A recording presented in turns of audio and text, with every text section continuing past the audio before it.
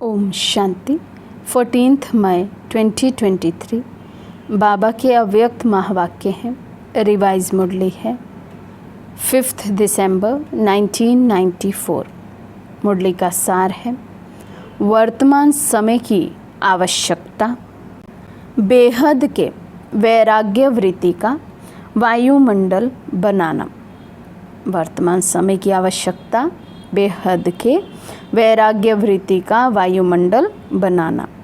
आज स्नेह के सागर बाप अपने स्नेह में समाये हुए स्नेही बच्चों को देख रहे हैं।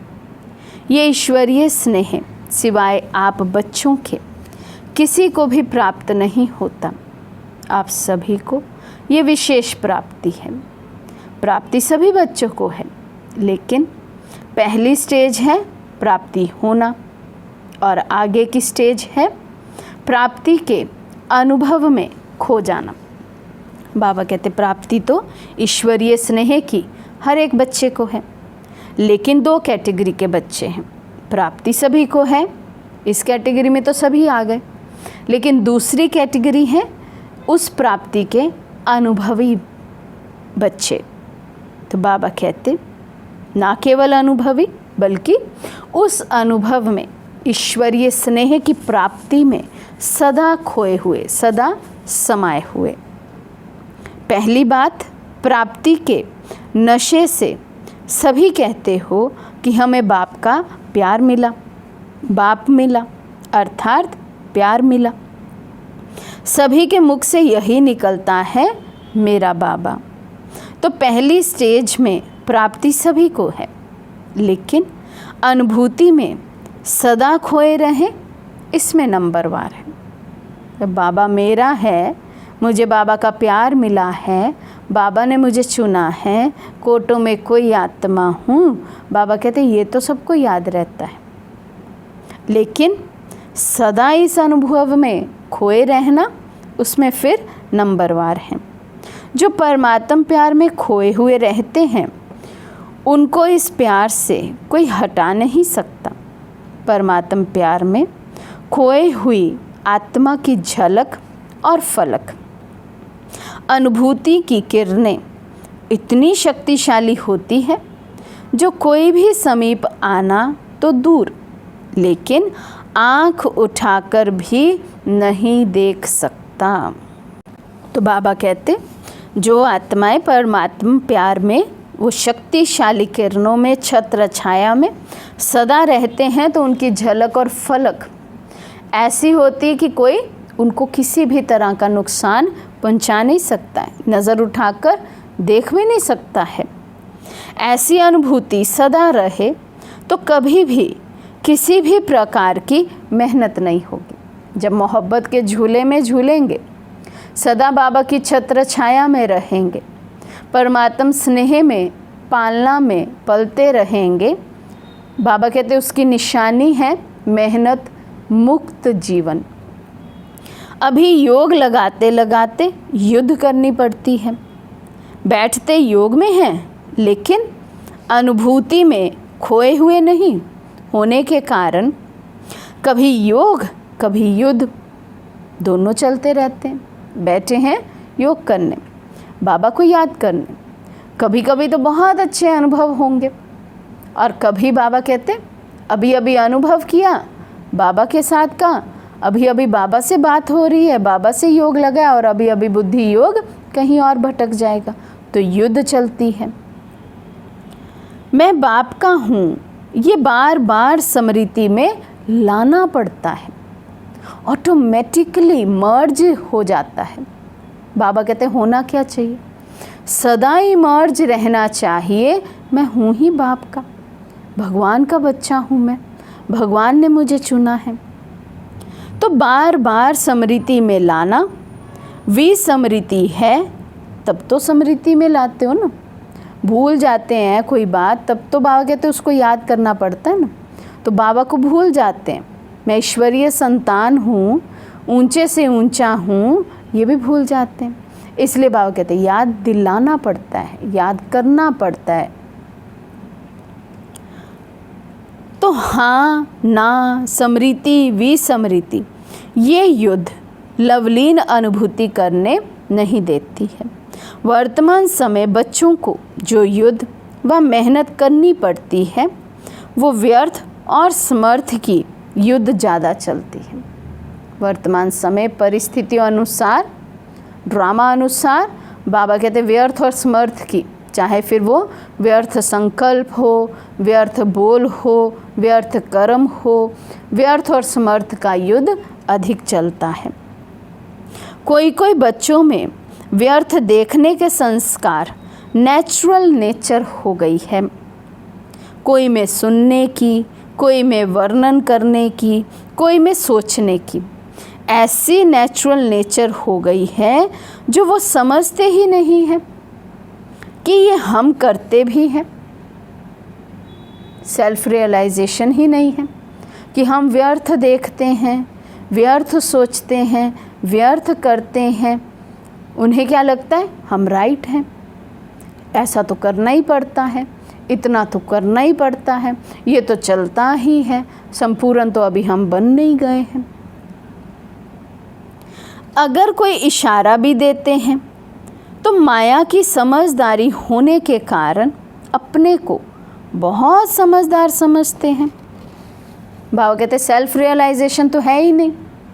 यदि कोई दूसरा भी इशारा दे, किसी को बाबा निमित्त भी बनाए, कोई समझानी भी दे, तो उसको भी समझेंगे नहीं ये रॉन्ग है, हम ही राइट है। क्यों? बाबा कहते उस समय माया की समझदारी काम कर रही है ना, तो राइट को रॉन्ग और रॉन्ग को राइट समझते हैं। या तो माया के समझदार बन जाते व फिर अलबेलापन आ जाता। ये तो चलता ही है, ये तो होता ही है। माया की समझदारी से रॉन्ग में भी अपने को राइट समझते हैं।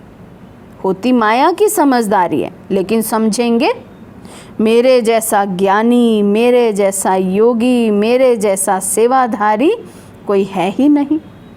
क्योंकि उस समय माया की छाया मन और बुद्धि को ऐसे वशीभूत कर देती है जो यथार्थ निर्णय कर नहीं सकते। मायावी योगी व मायावी ज्ञानी समझदार ईश्वरीय समझ से किनारा करा देती है। या तो माया की मत पर चलेंगे या फिर ईश्वरीय मत पर चलेंगे।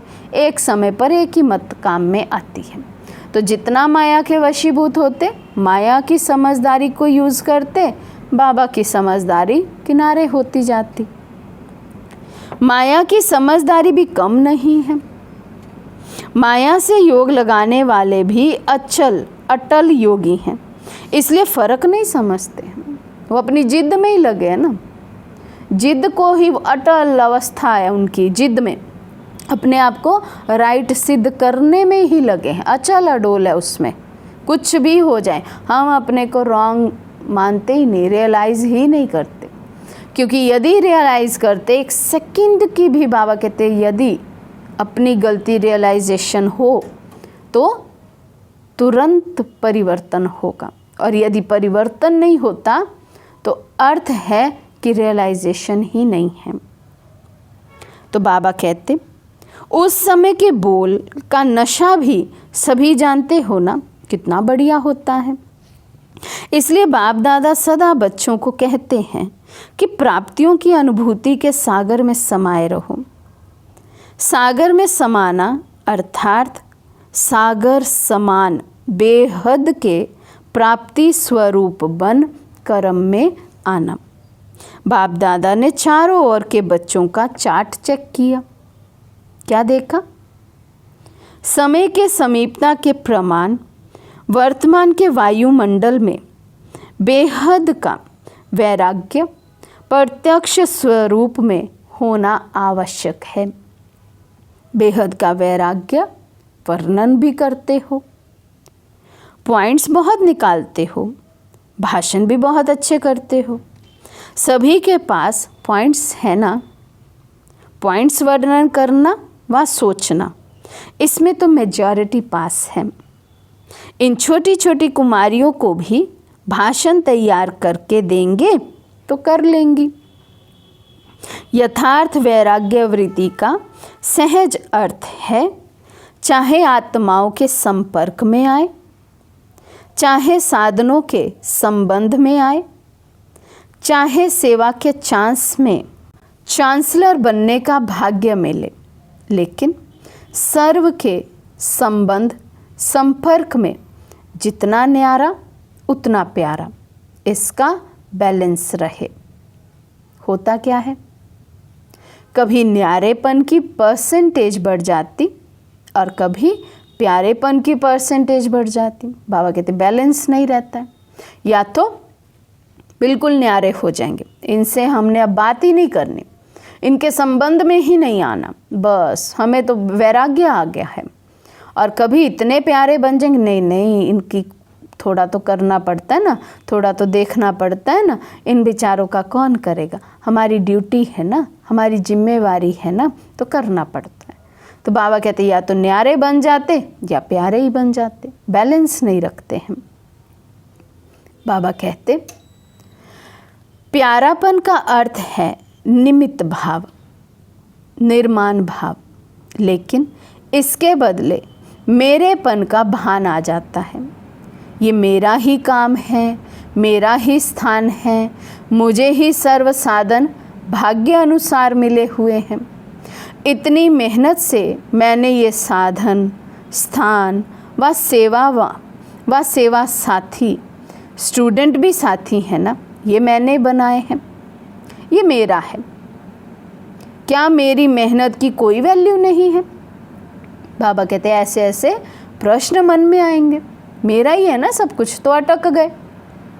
कहाँ फिर न्यारे और प्यारे रह सकते हैं, जबकि पहला शब्द ही है न्यारा।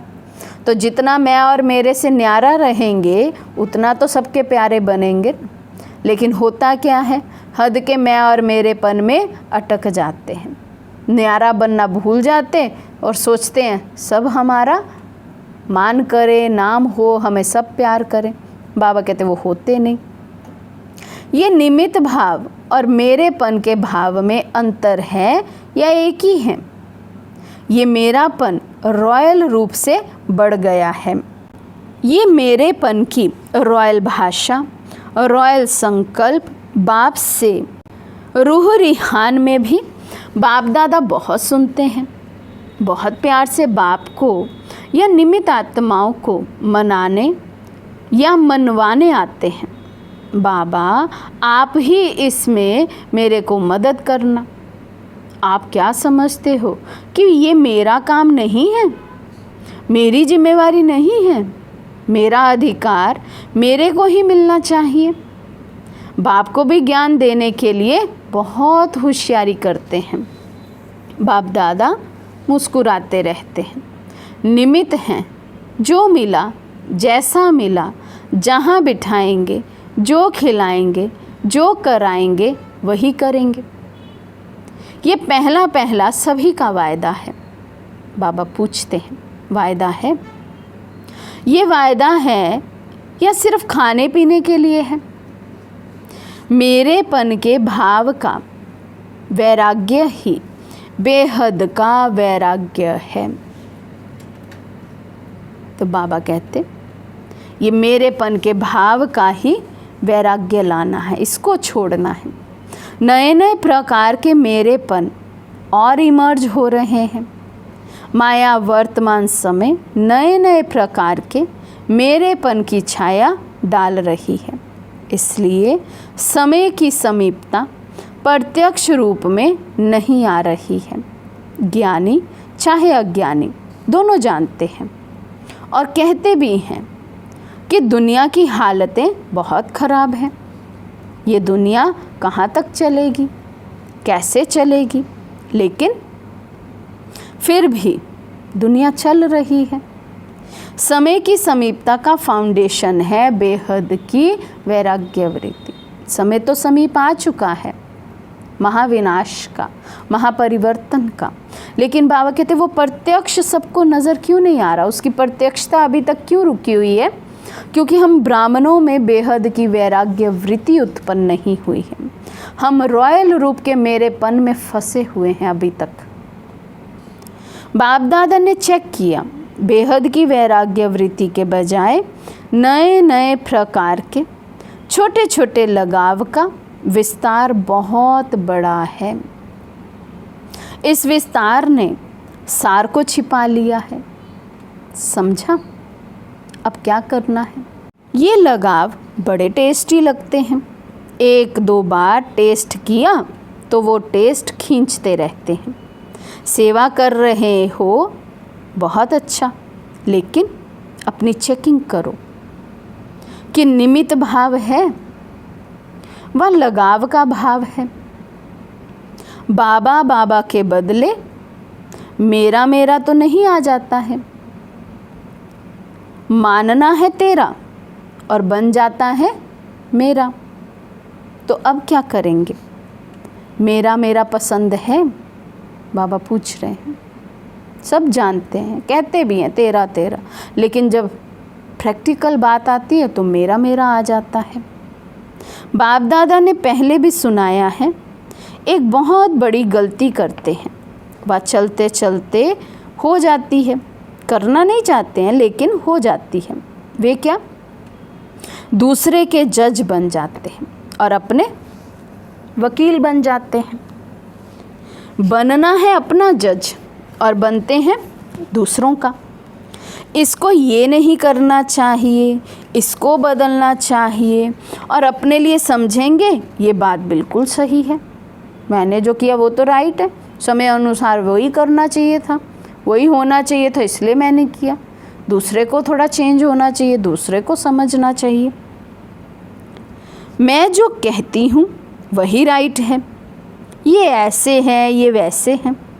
वकील लोग भी सिद्ध करते हैं ना, सच को झूठ, झूठ को सच। और जितने प्रमाण देना वकीलों को आता है उतना और किसी को नहीं आता है। अपना जज बनना ये गलती हो जाती है। दूसरे के लिए रिमार्क देना बहुत सहज है, लेकिन अपने को बदलना है। स्लोगन भी है, स्व परिवर्तन से विश्व परिवर्तन। पहले स्व है। सुना? क्या चार्ट देखा? बाप दादा भी माया की चाल को देख मुस्कुराते रहते हैं। माया कितनी चतुर है। मास्टर सर्वशक्तिवान आत्माओं को भी अपना बना लेती है ईश्वरीय संतान। सर्वशक्तिवान की संतानें मास्टर सर्वशक्तिवान और माया से हार खा लेते हैं। बाबा कहते माया कितनी ताकतवर है। तो अभी क्या चाहिए? बेहद की वैराग्य वृत्ति का वायुमंडल बनाओ। जैसे सेवा का वायुमंडल बनाते हो ना, प्रोग्राम बनाते हो, सिर्फ दिमाग तक ये वृत्ति नहीं, दिल तक पहुँचे। बाबा कहते सिर्फ दिमाग तक नहीं रहे, हाँ बेहद की वैराग्य वृत्ति होनी चाहिए, नहीं मेरा तो कुछ नहीं है, मैं तो मैं और मेरेपन से बिल्कुल न्यारा हूँ, सबका प्यारा हूँ, नहीं। बाबा कहते दिल तक पहुँचनी चाहिए ये बात। मन से बेहद की वैराग्य वृत्ति होनी चाहिए। सबके दिमाग में तो है, होना चाहिए, करना चाहिए, लेकिन दिल में ये लहर उत्पन्न हो जाए, इसकी आवश्यकता है। समझा? सभी ने अच्छी तरह से समझा? बाबा डबल बारी पूछ रहे हैं, समझा? अच्छी तरह से समझा कि अभी समझ में आया, फिर उठने के बाद सोचेंगे ये कैसे होगा, ये करना मुश्किल है। सुनना बोलना तो सहज है, करना मुश्किल है। तो अभी ऐसे नहीं कहेंगे ना बाबा, हम बच्चों से गारंटी ले रहे हैं। ऐसे तो नहीं यहाँ बाबा के सामने बैठे हैं तो कह रहे हाँ बाबा अभी हम ऐसे ही करेंगे, अपने जज बनेंगे, वकील नहीं बनेंगे, और यहाँ से उठे और कहें ये तो बहुत मुश्किल है भाई, बेहद की वैराग्य वृत्ति को लाना मेहनत है। स्नेह से आप भी पहुँच गए हैं और बाप दादा भी पहुँच गए हैं। स्नेह में देखो कितनी शक्ति है। स्नेह अव्यक्त को व्यक्त में ले आता है। आप सबको मधुबन में ले आया है ना, सभी स्नेह में ठीक पहुंच गए हैं ना। किसने लाया? ट्रेन ने लाया कि स्नेह ने लाया? जहाँ स्नेह है वहाँ मेहनत नहीं लगती, मुश्किल नहीं लगता। ये 3 पैर के बजाय 2 पैर पृथ्वी भी मिले तो क्या लगता है? सत्युग के पलंगों से भी श्रेष्ठ है। सब आराम से रहे हुए हैं कि मजबूरी से? क्या करें, रहना ही है, क्योंकि उस समय बच्चे ज़्यादा आ गए हैं, स्थान छोटा है, तो थोड़ा थोड़ा स्थान भी सबको मिला। लेकिन बाबा कहते स्नेह है ना बाबा से, तो इस छोटे से स्थान में भी खुश हैं, संतुष्ट हैं, या सोचते हैं हाय क्या करें, रहना तो पड़ेगा ही, अब जो जगह मिली है वहीं रहेंगे। भक्ति मार्ग में तो सिर्फ पाँव रखने के लिए इतनी मेहनत करते हैं। आपको सोने के लिए 3 पैर नहीं तो 2 पैर तो मिलता है ना। आपने तो मांगा था कि चरणों में जगह दे दो, लेकिन बाप ने चरणों की बजाय पटरानी बना दिया। भक्ति मार्ग में कहते तेरी चरणों की धूल है, हमें अपने चरणों में स्थान देना। बाबा कहते मैंने तो पट पे सुलाया। पट पे सोने वाली आत्माओं को बाबा पटरानी का टाइटल देते हैं, मैंने तो तुम्हें पटरानी बना दिया। फिर भी मधुबन का आंगन है ना, चाहे कहाँ भी सोते हो, लेकिन है तो मधुबन के आंगन में ना। इतना बाप के समीप आने का अधिकार मिलेगा, ये तो स्वप्न में भी नहीं था। भगवान के घर में कदम रखने की भी जगह मिल जाए तो कितना ओहो सौभाग्य। और बाबा के घर जाते तो बाबा तो कोई कमी थोड़ी रखता है, खाने को, सोने को, रहने को, ज्ञान सुनने को, हर एक चीज़ मिलती है। 2 पैर की बजाय 1 पैर मिले तो भी राज़ी रहेंगे। बाबा कहते और कम जगह मिले, कहीं पर भी जगह मिले, चाहे आंगन में मिले, रूम नहीं मिले, तो भी क्या खुश रहेंगे, राज़ी रहेंगे। बैठे बैठे सोएंगे। कईयों को बैठने में नींद अच्छी आती है, सोएंगे तो नींद नहीं आएगी। योग में बैठना और सोना शुरू। बाबा कहते कोई तो ऐसे हैं लेटेंगे तो नींद नहीं आएगी, और जब बैठेंगे तो खूब नींद आएगी। विशेष जब योग करने बैठते हैं तब तो खूब नींद आती है। 5 दिन अखंड तपस्या करनी पड़े तो सब तैयार हो।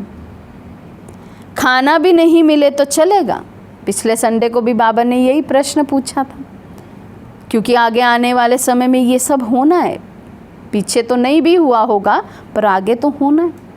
ऐसी क्यों लग जाएगी मधुबन के लिए, तो बाबा कहते पाँव रखने की जगह नहीं मिलेगी। और इतना परिवार जब बढ़ जाएगा तो खाना कहाँ से मिलेगा, मिलेगा ही नहीं। और ऐसा हुआ भी था।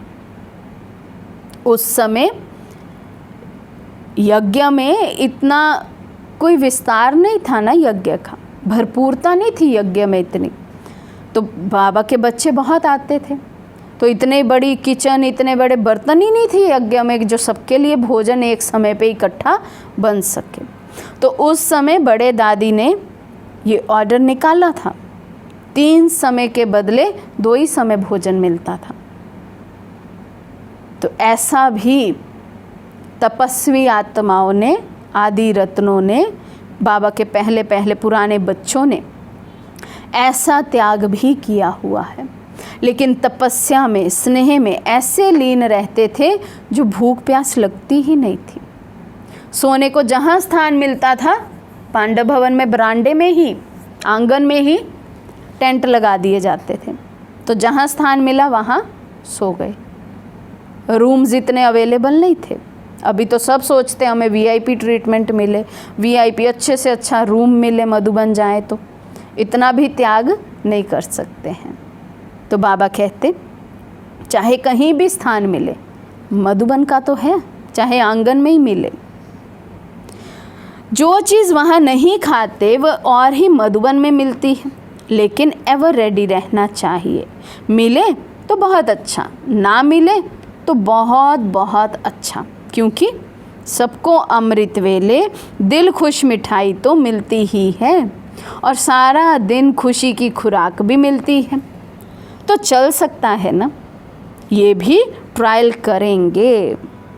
अच्छा, चारों ओर के सर्वश्रेष्ठ भाग्यवान आत्माओं को सदा सर्व प्राप्तियों के अनुभूतियों में समाये हुए श्रेष्ठ आत्माओं को सदा परखने की, निर्णय करने की शक्ति को तीव्र बनाने वाले समीप आत्माओं को सदा सेवा में समर्थ बनाने के निमित्त आत्माओं को सदा न्यारा और प्यारा दोनों का बैलेंस रखने वाली ब्लेसिंग्स के पात्र आत्माओं को बाप दादा का याद, प्यार और नमस्ते। हम रूहानी बच्चों की रूहानी बाप दादा को दिल व जान, सिक व प्रेम से नमस्ते नमस्ते नमस्ते जी। टीचर्स के साथ मुलाकात। जैसे टीचर्स का टाइटल है, तो जैसा टाइटल है वैसे विशेष बेहद के वैराग्य वृत्ति का वायुमंडल बनाने में टाइट रहना, हल्के नहीं होना, क्योंकि निमित्त टीचर्स का वायुमंडल अनेकों तक पहुंचता है। तो टीचर्स अभी ये कमाल करके दिखाएं।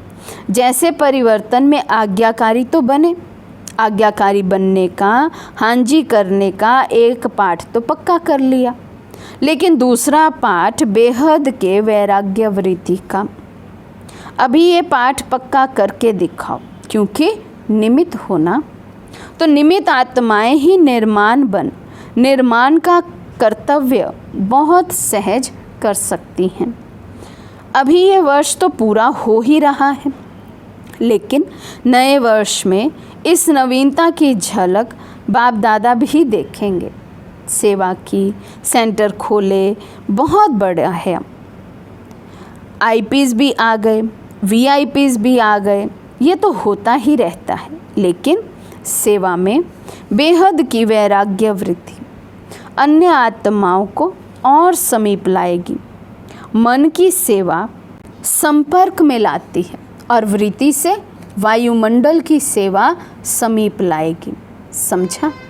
बाप दादा तो चार्ट देखते ही है ना, फिर भी सेवा के निमित्त हो, ये श्रेष्ठ भाग्य कम नहीं है।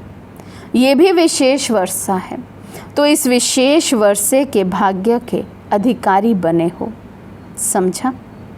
अच्छा, डबल विदेशियों से मुलाकात, सभी स्थानों से पहुँचे हैं, होशियार हैं डबल फॉरेनर्स।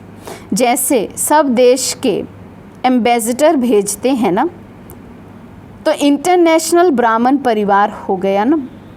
डबल विदेशियों की विशेषता है कि सदा हाथ में हाथ है और साथ है। विदेश का फैशन है ना हाथ में हाथ देना, तो अभी किसके हाथ में हो? बाप के। सदा बाप के हाथ से हाथ मिला के आगे चलने वाले। हाथ है श्रीमत, तो श्रीमत का हाथ सदा हाथ में है। पक्का है कि कभी थक जाते हैं तो छोड़ देते हैं, कभी हाथ छूटता है, माया छुड़ावे तो नहीं छूटता है। तो सदा साथ रहने वाले और सदा श्रीमत के हाथ में हाथ देकर चलने वाले, जिसका साथी बाप है, जिसका हाथ बाप के हाथ में है, वो सदा ही निश्चिंत बेफिक्र बादशाह है, क्योंकि हाथ और साथ दोनों मजबूत है। ठीक है ना। नैरोबी वाले पक्का हाथ और साथ है ना।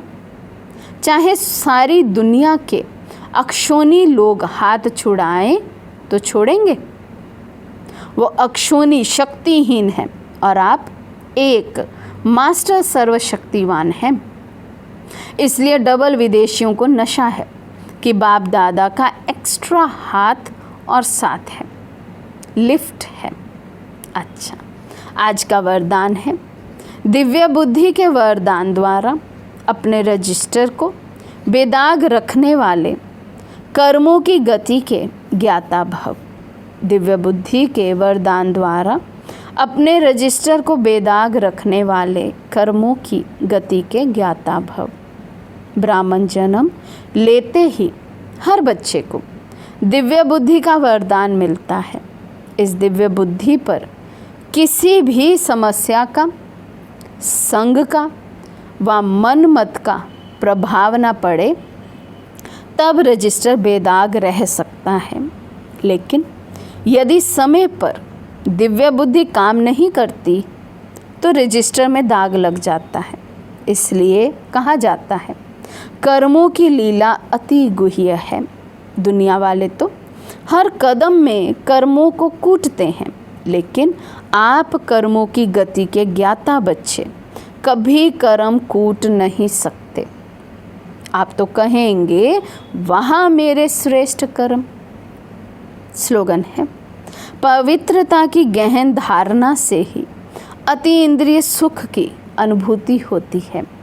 पवित्रता की गहन धारणा से ही अति इंद्रिय सुख की अनुभूति होती है।